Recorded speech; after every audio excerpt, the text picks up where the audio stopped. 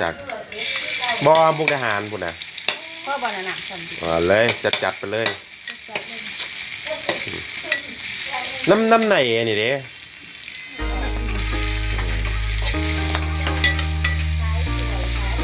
แมน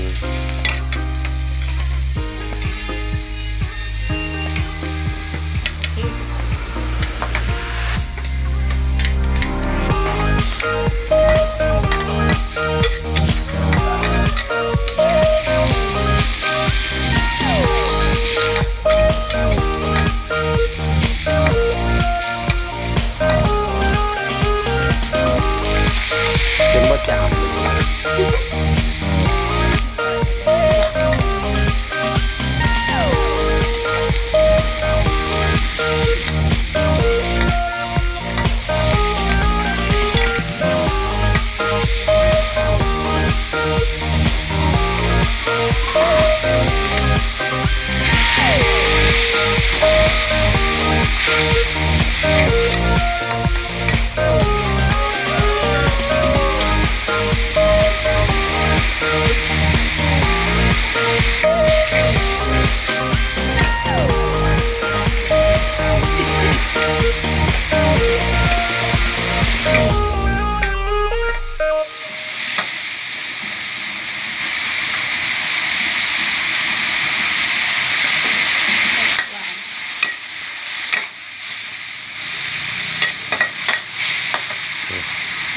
บ่จามไม่หลีเลย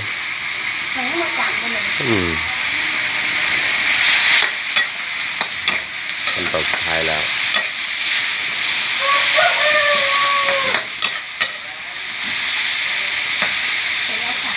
เรียบร้อยปลาข้าวอันนี้ไม่รวมไม่รวมกุ้งไม่ได้ไปตลาดเนาะไปจะเป็นรถตัดบ่ไม่อยู่ตลาดเลยฝุ่นห้างฝุ่นสามแตงกิ่วไปกินกันนะครับมีน้ำซุปมาด้วย